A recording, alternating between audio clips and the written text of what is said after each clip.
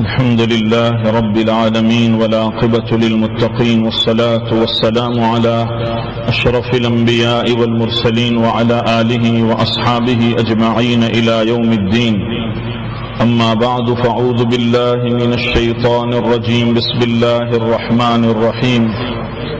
سورة أنزلناها وفرضناها وأنزلنا فيها آيات بينات لعلكم تذكرون. الزانية والزاني فاجلدوا كل واحد منهما 100 جلدة ولا تأخذكم بهما رأفة في دين الله إن كنتم تؤمنون بالله واليوم الآخر وليشهد عذابهما طائفة من المؤمنين. آپ کو کل یہ بات بتائی گئی تھی کہ سورۃ النور یہ مدنیہ ہے اور مدینۃ المنورہ میں جو صورتیں اور آیتیں آئی ہے اکثر اللہ تبارک و تعالی نے اس میں احکامات بیان فرمائے ہیں. مکۃ المکرمہ میں لوگ ابھی نئے مسلمان تھے، اسلام ابتدائی مراحل میں تھا، تو ان پر عقائد اور پچھلی قوموں کے واقعات اور ان کی ذہن سازی کی گئی، اور پھر جب ذہن سازی ہو گئی تو اللہ تبارک و تعالی نے مدینۃ المنورہ میں احکامات نازل فرمائے کہ اسلام مضبوط ہو گیا، اسلام کی ریاست قائم ہو گئی، تو پھر احکامات آئے. اسی لیے ہمارے مشائخ فرماتے ہیں کہ دیکھو، پہلے عمل کا شوق دلایا جاتا ہے فضائل کے ذریعہ، اور پھر جب شوق پیدا ہو جائیں تو پھر آدمی کو عمل سیکھنا چاہیے اور عمل کرنا چاہیے. صرف فضیلت سنتا رہے گا اور عمل کا شوق پیدا کرتا ہی رہے گا تو پھر ہمیشہ کے لیے فضیلتیں کوئی کام کی نہیں. بھائی ایک حد ہے کہ اب شوق پیدا ہو گیا تو عمل کرنا سیکھو، اور جب عمل کا شوق پیدا ہوگا اور عمل کرنا نہیں جانتا تو پھر اس کو شوق پیدا کرانے کا بھی کوئی فائدہ نہیں. اس لیے مکۃ المکرمہ میں ذہن سازی ہوئی، عقائد جو ہیں سکھائے گئے، اور جب مزاج اسلامی بن گیا، مدینۃ المنورہ میں ریاست قائم ہوئی، تو پھر اللہ تعالیٰ نے احکامات اور قوانین اور ضوابط نازل فرمائے. اور مدینۃ المنورہ میں جتنی آیتیں اور صورتیں آئی ہیں ان میں احکامات ہیں، اور ان احکامات میں سے سورۃ النور میں اللہ تبارک و تعالی نے خاص طور پر اصلاح معاشرہ کو بیان فرمایا. ہر صورت کا ایک الگ انداز ہے قرآن میں. جیسے ایک باغ ہوتا ہے، اس باغ میں ہر پھول ہوتا ہے اور ہر پھول کی الگ خوشبو ہوتی ہے، ہر پھول کی ایک خاصیت ہوتی ہے، الگ الگ فلاورز اور اس کی الگ الگ اسمیل ہوتی ہے. اسی طریقے سے قرآن پاک اللہ تبارک و تعالی نے مختلف صورتیں بیان فرمائی، اور مختلف صورتوں میں مختلف مضامین اور ٹاپک کو اللہ تبارک و تعالی نے بیان فرمایا. تو سورۃ النور کے جو بنیادی مضامین ہے اس میں سے ایک مضمون ہے اصلاح معاشرہ، اور دوسرا مضمون ہے کہ دنیا میں جو فاحشات اور بے حیائی ہے اس کو دور کرنا. یہ اس صورت کے خصوصی مضامین میں سے ہے، اس صورت کے مقاصد میں سے ہیں کہ پہلے نمبر پر کہا کہ بھائی اصلاح معاشرہ. میں نے کل سمجھایا تھا آپ کو تفصیل سے کہ اصلاح معاشرہ کا کیا مطلب ہے.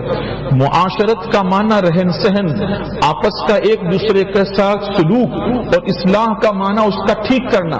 تو سورۃ النور کا ایک بنیادی مضمون اور بنیادی مقصد ہے آپس کا رہن سہن ٹھیک ہو جائے.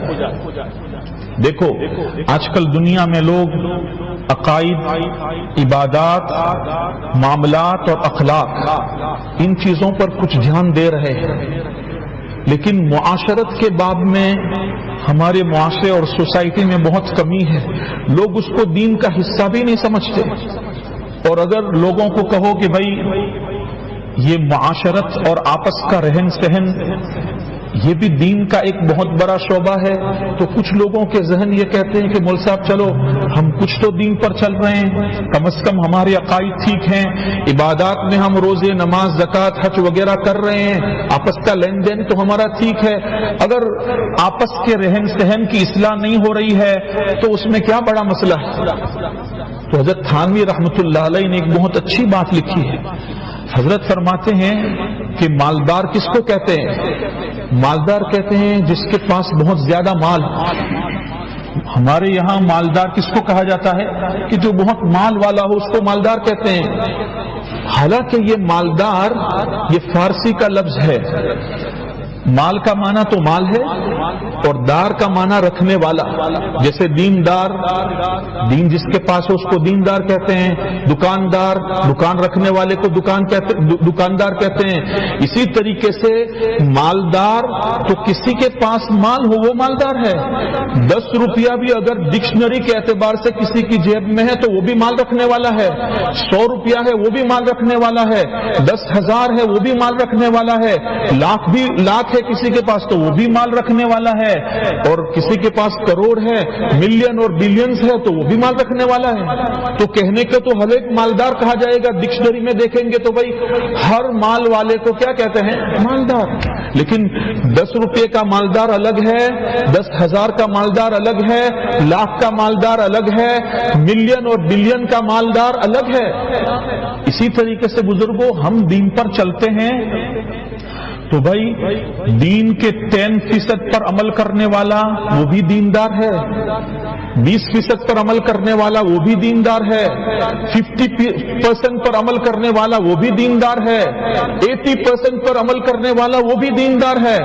اور 100% دین پر عمل کرنا وہ بھی دیندار ہے. لیکن تمام کے دیندار ہونے میں فرق ہے.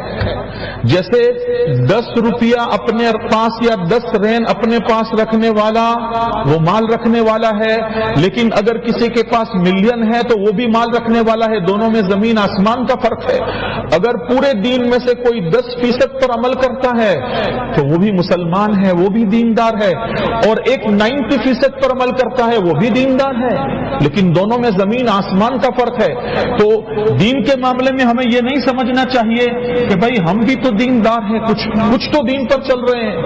بزرگوں دل سے کبھی سوچو کہ دنیا کے معاملے میں ہم یہ قناعت اختیار کرتے ہیں کہ چلو بھائی فلاں آدمی تو کام کر رہا ہے، میرا کوئی تو ملازمت اور کاروبار ہے. نہیں، ہر بندہ یہ چاہتا ہے کہ اپنی ملازمت ہو یا اپنا کاروبار ہو، اپنا بزنس ہو، اس میں آگے ترقی کرے. ہر دن کوئی مطمئن ہو کر بیٹھتا ہے کہ بھائی بس اب ہو گیا، جتنا کر رہے ہیں بس ہم اس پر خوش ہیں، اس سے آگے کچھ نہیں کرنا ہے. لوگ ترقی کرتے ہیں اور اس بزنس کو یا ملازمت کو باقی رکھنے کی فکر کرتے ہیں. تو بھلا دین کے بارے میں ایسا کیوں کہ عبادت اور عقائد پر آدمی بیٹھ گیا ہے کہ چلو نماز روزے زکات کر رہے ہیں، معاملات معاشرت نہیں ہو رہے ہیں تو کوئی مسئلہ نہیں، ہم قانے ہو جائیں. ایسا نہیں ہونا چاہیے، اس پر عمل کرنا چاہیے. پورے دین اور پوری شریعت پر عمل کی کوشش کرنی چاہیے. اور خاص طور پر ایسے زمانے میں جس میں لوگ معاشرت کو دین کا جز نہیں سمجھتے کہ بھائی یہ کوئی دین ہے، اپنے پڑوسی کے ساتھ اچھا رہنا یہ کوئی دین ہے، اپنے گھر والوں کے ساتھ اچھا سلوک کرنا یہ کوئی دین ہے. دین تو صرف نماز پڑھنا، روزہ رکھنا، زکات دینا، حج کرنا یہ دین ہے. نہیں، دیکھو ہماری شریعت میں اس کا بہت اہتمام ہے. آپ نے نام سنا ہوگا دعوت تبلیغ کے بہت بڑے آدمی حضرت مولانا یونس پونا والے رحمت اللہ علیہ. اللہ تعالیٰ نے ان سے دین کا بہت کام لیا. حضرت کے ملفوظات میں ایک ملفوظ ہے، وہ سمجھاتے ہیں کہ آج لوگوں نے دین کا کیا حال کر رکھا ہے. دین کے معاملے میں ہم شارٹ کٹ تلاش کرتے ہیں کہ جتنا تھوڑا ہو جائے بس ہو گیا. اور دنیا کے معاملے میں ہم پوری دنیا اپنے قبضے میں کرنا چاہتے ہیں. یہ ہماری کوتاہی ہے. دنیا کمانا کوئی گناہ نہیں، لیکن جب ہم دنیا کے معاملے میں ترقی کرتے ہیں اور جتنا کر رہے ہیں اس پر قناعت نہیں کرتے تو دین کے معاملے میں بھی ہمیں پورے اسلام پر اور پوری شریعت پر عمل کرنا چاہیے. حضرت مولانا کا ملفوظ ہے کہ ایک آدمی تھا، اس کا پائجامہ اور اس کا پتلون اور اس کا پینٹ بہت لمبا تھا. تو اس نے اپنی بیوی سے گھر آ کر کہا، کاروبار سے یا تجارت سے جہاں بھی آیا گھر پہ، تو کہا کہ دیکھو میرا پائجامہ بہت لمبا ہے، آپ ایک کام کرو اس کو تھوڑا فول کر کے سی دو. تو بیوی موڈ میں نہیں تھی. اس نے کہا کہ آپ اپنی ماں کی بہت باتیں مانتے ہو، یہ کام اپنی ماں سے کیوں نہیں کراتے؟ بیوی نے یہ بات کہہ دی اور وہ بیچارہ تو بھائی چلو بیوی چلی گئی، بات چھوڑ دی. تھوڑی دیر کے بعد اپنی ماں کے پاس گیا، ماں سے کہا دیکھو امی جان میرا یہ پینٹ بہت لمبا ہے، آپ تھوڑا سی دو اس کو فولڈ کر کے. تو امی نے کہا کہ بھائی آپ اپنی ہر بات میں بیوی کی بات مانتے ہو، ساری چیزیں اس کو دیتے ہو، وہی اپنا پائجامہ سلانے میرے پاس کیوں آئے ہو؟ ماں نے بھی بات چھوڑ دی. اور وہ بندہ کہ چلو والدہ نے نہ کہا تو کوئی مسئلہ نہیں. پھر اپنی بہن کے پاس گیا اور کہا کہ یہ میرا پائجامہ جو لمبا ہے ذرا اس کو آپ سی دو، اس کو فولڈ کر کے تھوڑا سی دو. تو بہن نے بھی اس کو سنائی باتیں، اپنی بیوی کی بات مانتے ہو، فلاں ہے فلاں ہے. یہ ایک مستقل جھگڑا ہے ہمارے معاشرے کا. ایک طرف بیوی ہے، ایک طرف ماں ہے، ایک طرف بہن ہے.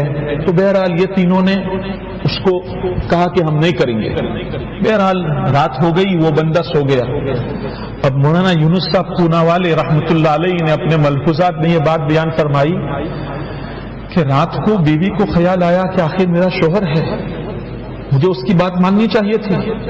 اس نے اس کا پتلون لیا، تھوڑا فول کر کے سی دیا اور جہاں لٹکایا تھا وہاں لٹکا دیا. ماں کو خیال آیا کہ بھائی میرا بیٹا ہے، مجھے اس کی بات ماننی چاہیے. ماں نے کچھ نہیں دیکھا کہ بھائی بیوی نے اس کو فول کر کے اور اس کو سی لیا ہے، اس نے بھی ایک فول کیا اور پھر سی لیا. بہن کو بھی خیال آیا رات کے کسی حصے میں کہ میرا بھائی تھا، میرے پاس آیا تھا، اس نے ایک کام کہا، میں نے اس کو انکار کر دیا، مجھے بھی تھوڑا اس کو اب اتنا سینے کی ضرورت تھی. ایک نے اتنا سیا، ایک نے اتنا سیا، پھر ایک نے، تو اب وہ پتلون کیا بن گیا؟ اب چڈی بن گئی. اب صبح بیچارہ اٹھا تو کیا دیکھتا ہے کہ بھائی میرا پائجامہ کہاں ہے؟ تو اب یہ پائجامہ ہی نہیں رہا. مولانا یونس صاحب پونا والے رحمت اللہ علیہ فرماتے ہیں کہ آج ہم لوگوں نے دین کا حال یہ کر رکھا ہے، کسی نے معاملات کو کاٹ دیا ہے، کسی نے معاشرت کو کاٹ دیا ہے، کسی نے اخلاقیات کو کاٹ دیا ہے، اور بس وہی چھوٹا سا دین اپنے ذہن میں بنا کر لوگ عمل کر رہے ہیں. بزرگوں، یہ اللہ کا قرآن ہے. عبادات کی جتنی تفصیلات قرآن میں نہیں ہے، میں آپ کو ذمہ داری کے ساتھ بتاتا ہوں کہ معاشرت اور آپس کے رہن سہن کی اتنی تفصیلات قرآن میں موجود ہیں. مثلا آپ ایک بات سمجھو، کسی آدمی کے گھر میں جانا ہو تو استئذان، اسی صورت میں آ رہا ہے یہ مسئلہ آگے چل کر. کسی آدمی یا کسی بھی انسان کے گھر میں آپ جانا چاہتے ہیں تو اس کے لیے آپ کو پرمیشن اور اجازت لینی پڑے گی. یہ شریعت کا قاعدہ ہے. یہ نہیں کہ جس کے بھی گھر میں آؤ، جہاں جاؤ، جیسے جاؤ، گھس جاؤ، نہیں. استئذان عربی میں کہتے ہیں اجازت طلب کرنے کو، پرمیشن لینا ہے. تو دیکھو شریعت میں ایک حکم ہے عبادت میں نماز. تو قرآن پاک میں کتنی جگہ پر نماز کا حکم ہے، اقیم الصلاۃ، کہ بھائی نماز پڑھو. فجر کی نماز کا کون سا وقت ہے، ظہر کی نماز کا کون سا وقت ہے، عصر اور مغرب اور عشاء کی نماز کے کیا اوقات ہے، کس نماز کی کتنی رکعتیں ہیں، قرآن میں کہیں نہیں ملے گا، کہیں پر بھی نہیں ہے. صرف کہا نماز پڑھو. اور پھر سارا مسئلہ چھوڑ دیا حدیث پر کہ اللہ کے نبی صلی اللہ علیہ وسلم بتائیں گے. جبرائیل علیہ الصلوۃ والسلام آئے اللہ کے نبی صلی اللہ علیہ وسلم کے پاس، ایک مرتبہ ساری نمازیں ابتدائی وقت میں پڑھی اور ساری نمازیں دوسری مرتبہ آخری وقت میں پڑھی، کہ ہر نماز کا ابتدائی وقت یہ ہے، انتہائی وقت یہ ہے نمازوں کے اوقات. پھر اللہ کے نبی صلی اللہ علیہ وسلم نے بیان فرمائے کس نماز کی کتنی رکعتیں ہیں، قرآن میں نہیں ہے. زکات، آتوا الزکاۃ، کہ بھائی زکات دو. اب زکات کی تفصیلات پوری فقہا نے بیان کی، احادیث مبارکہ میں بیان کی. قرآن میں نہیں ملے گا کہ کتنے مال پر کتنی زکات ہے، قرآن میں نہیں ہے. صرف کہا زکات دو. تو یہ عبادات ہے. لیکن اس کے مقابلے میں معاشرت کا ایک مسئلہ کہ کسی کے گھر جانا ہے تو آپ کو پرمیشن لینی پڑے گی. استئذان کا مسئلہ اسی سورۃ النور میں پورے 2 رکوع ہیں. کتنے رکوع ہیں؟ 2 رکوع ہیں. اس کو اتنا لمبا بیان کیا ہے، حدیث پر نہیں چھوڑا. اللہ تبارک و تعالیٰ نے خود بیان کیا ہے کہ کسی کے گھر کون سے وقت جانا چاہیے، کیسے اجازت لینی چاہیے. تو سارا مسئلہ آگے آئے گا. تو اصلاح معاشرہ کا مطلب یہ ہے کہ مسلمان دنیا میں اس طرح رہیں کہ اس کی ذات سے کسی مسلمان کو، کسی انسان کو، بلکہ کسی جانور کو بھی کسی قسم کی کوئی تکلیف نہ ہو۔ آپ نے مشہور حدیث سنی ہے کہ ایک عورت تھی، نماز، روزہ، ساری چیزوں کی پابند، لیکن اس کے گھر میں ایک بلی تھی، اور اس بلی کے اس نے خبر گیری نہ کی تو اس پر حدیث پاک میں اس کو جہنم کی وعید بیان کی گئی کہ وہ جہنمی ہے۔ کیوں؟ اس لیے کہ ہماری شریعت میں ایک بلی کو ناحق ہماری وجہ سے تکلیف پہنچے گی، اللہ تعالیٰ اس کو بھی برداشت نہیں کر سکتے۔ جائیں کہ کوئی انسان اشرف المخلوقات کو بغیر کسی وجہ کے تکلیف دیں، کسی مسلمان کو تکلیف دیں، اپنے گھر والوں کو تکلیف دیں، ہماری شریعت اس کو برداشت نہیں کر سکتی۔ اسی لیے اللہ کے نبی صلی اللہ تعالی علیہ وسلم نے مسلمان کس کو کہتے ہیں اس کا ڈیفینیشن بیان فرمایا کہ مسلمان کس کو کہتے ہیں۔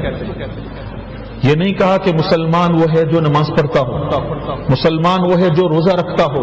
بزرگوں میں یہ عبادات کی کوئی کمی بیان نہیں کر رہا ہوں، وہ تو بہت اہم شعبہ ہے، لیکن ہمارا مسئلہ یہ ہے کہ ہم نے اسی پر اپنے آپ کو یہ کہا کہ یہی دین ہے، تو یہ ہماری غلط فہمی ہے۔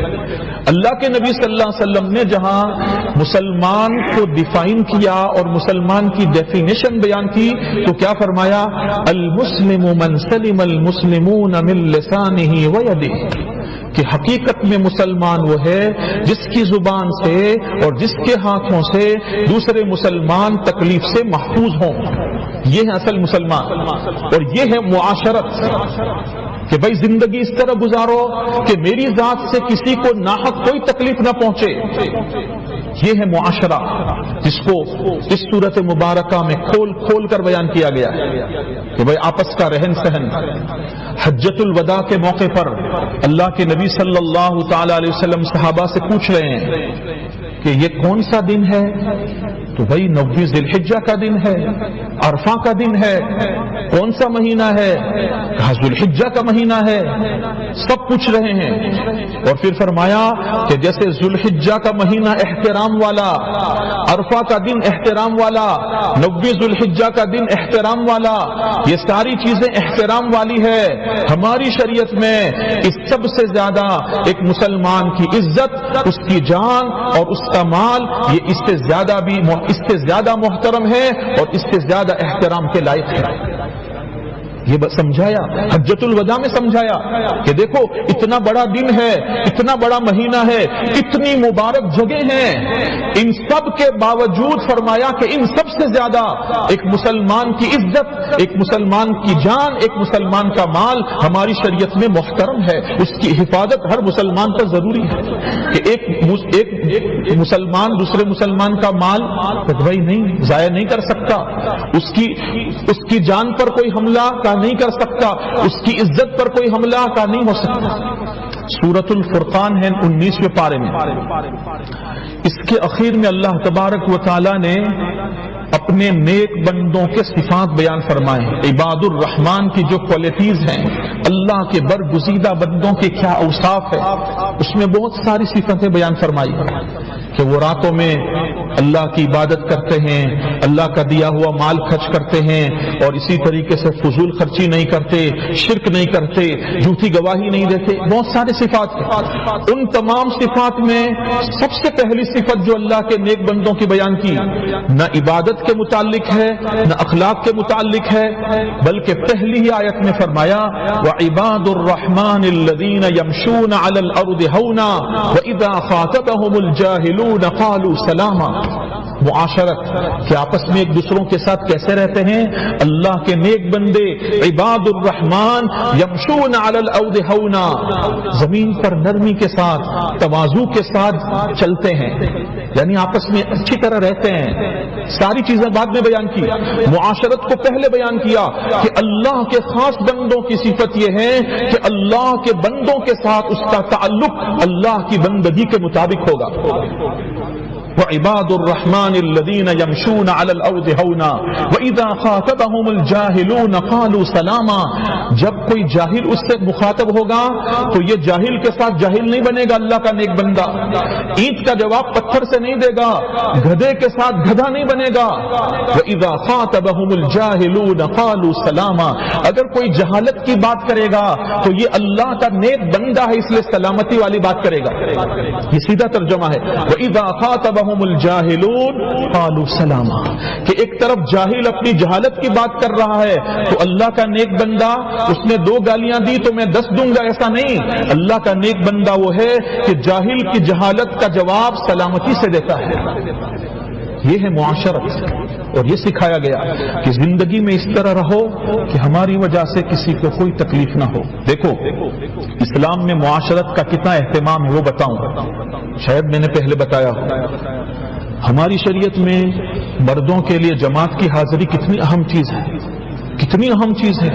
اللہ کے نبی صلی اللہ علیہ وسلم نے کیا وعید بیان فرمائی کہ میرا جی یہ چاہتا ہے کہ کسی کو امام بناؤں اور پھر بستی میں جاؤں جو لوگ بغیر کسی عذر کے مسجد میں جماعت میں نہیں آتے ان کے گھروں کو میں کیا لگا دوں, آگ لگا دوں. حالانکہ اللہ کے نبی صلی اللہ علیہ وسلم اپنی امت پر کتنی شفقت کرنے والے, لیکن جماعت کی حاضری کتنی امپورٹنٹ اور اہم ہے کہ اللہ کے نبی صلی اللہ علیہ وسلم بغیر عذر کے جماعت کو چھوڑنے والے کے گھر کو کیا لگانا چاہتے ہیں. فقہا نے کہا یہ سنت موقدہ ہے, بعض فقہا کے یہاں اس کو واجب کا درجہ دیا, اور فقہا نے کہا کہ اگر کوئی آدمی جماعت کے ساتھ نماز پڑھے گا تو یہ ادائے کامل ہے, اور اگر کوئی بغیر عذر کے جماعت چھوڑ رہا ہے تو یہ ادائے ناقص ہے. یہ سارے مسئلے اپنی جگہ پر, اور جماعت کی حاضری کتنی اہم. لیکن حدیث میں مسئلہ بیان فرمایا کہ اگر کوئی آدمی کو ایسی بیماری ہو جائے, کسی آدمی کو اللہ حفاظت فرمائے کہ اس کے بدن میں سے بدبو اٹھتی ہے, تو ایسے آدمی کو کہا کہ تیرے لیے مسجد میں جانا یہ جائز نہیں ہے, تو گھر میں نماز پڑھے گا. جماعت کی حاضری ساقط ہے اور اس کو مسجد میں آنا گناہ ہے. کیوں؟ اس لیے کہ اگر وہ مسجد میں آئے گا تو اس کی بدبو کی وجہ سے اللہ کے بندوں کو تکلیف پہنچے گی, تو اللہ نے اپنا حق معاف کر دیا کہ تو جماعت کی حاضری میں شامل نہ ہو, نماز گھر میں پڑھ لے, لیکن تیری وجہ سے میرے بندوں کو تکلیف نہ پہنچے. یہ ہے اسلام, اور یہ ہے باریکی معاشرت کہ بھائی جماعت کی حاضری اتنی اہم ہے لیکن کیا تجھے نہیں جانا ہے, میرے بندوں کو پریشانی ہوگی. اسی لیے ابتدائی اسلام میں جب جو ہے اسلام نازل ہوا تو جمعہ کا غسل فرض تھا, اب تو سنت رہ گیا. کیوں فرض تھا؟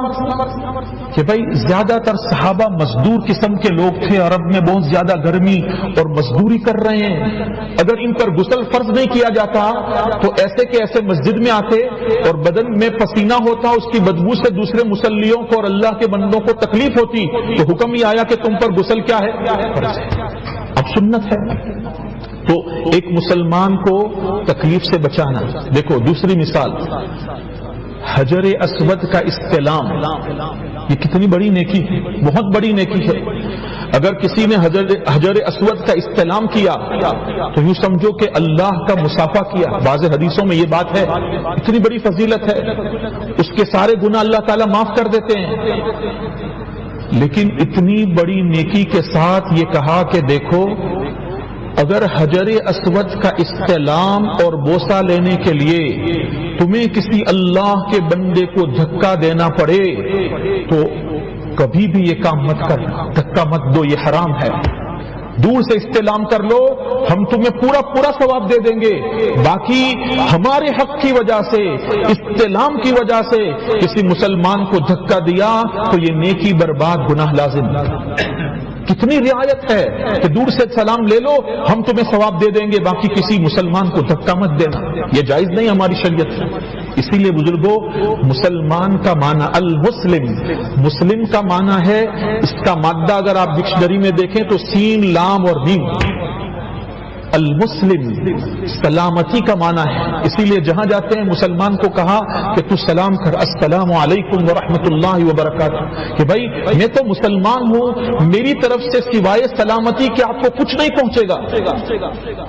مسلم کا معنی سلامتی تقسیم کرنے والا، کہ جہاں جائے گا لوگوں کے لیے نفع رسانی کا باعث بنے گا، لوگوں کو سہولت پہنچائے گا، لوگوں کو سلامتی تقسیم کرے گا۔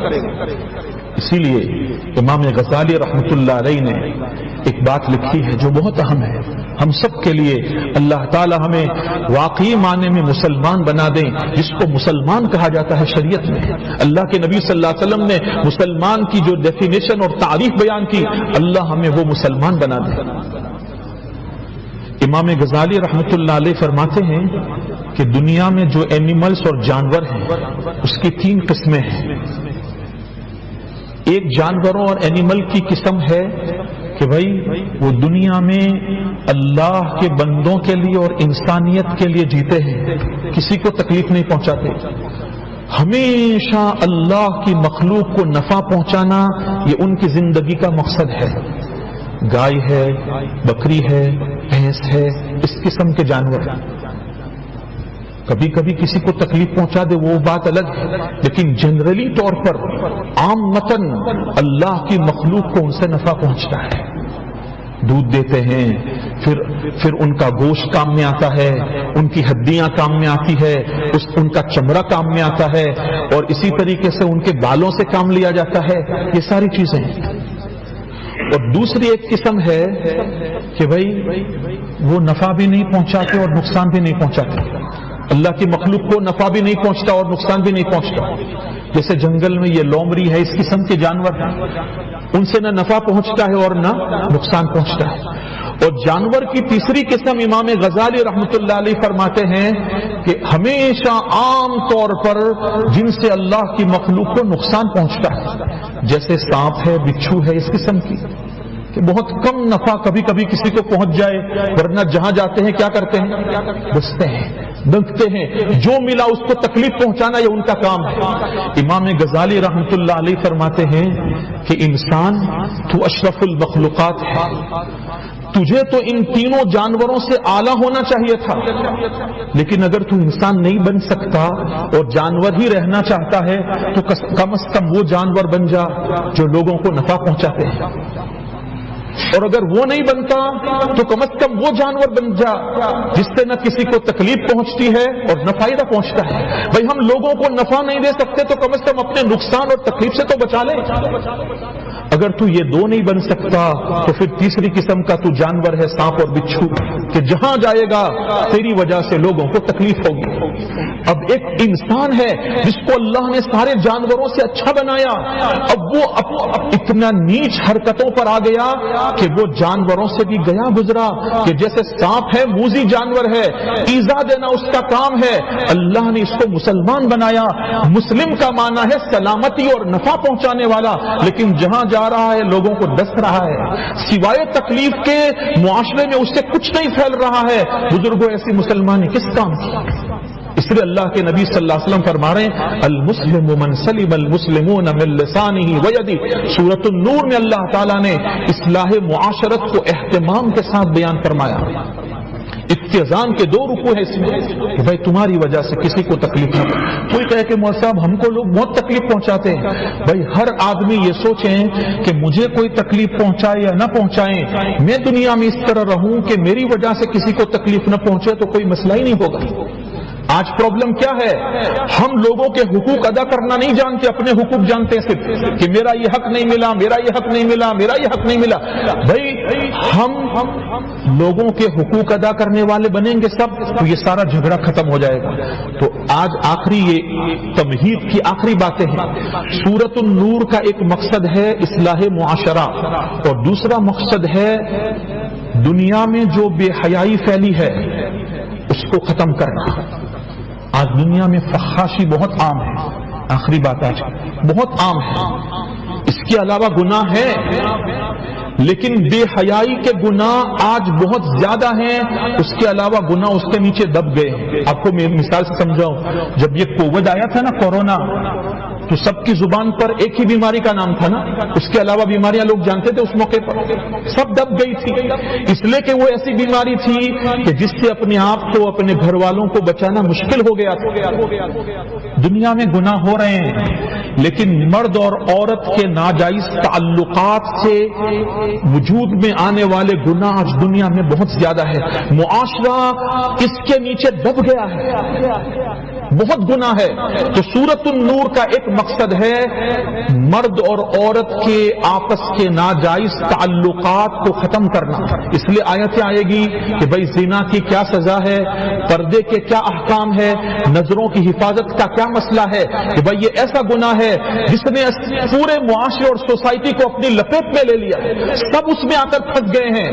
تو اللہ تعالیٰ اس صورت میں بے حیائی اور جو ہے فحشا کو کیسے دور کیا جائے اس کو بیان کر رہے ہیں کہ بھائی پردہ کیا ہے، زنا کی جب سزا بیان کی جائے گی تو زنا کی قباحت آئے گی۔ شیطان نے آج دنیا میں بے حیائی کو اچھے پیکنگ میں پیک کر کے لوگوں کو دکھایا ہے، جیسے گوبر پڑا ہو اس پر بارش گر جائیں تو گھاس نکلتی ہے، دور سے دیکھنے والا کیا سمجھتا ہے بہت اچھی چیز ہے، لیکن پیر پڑے گا تو پتہ چلے گا کہ اندر کیا ہے۔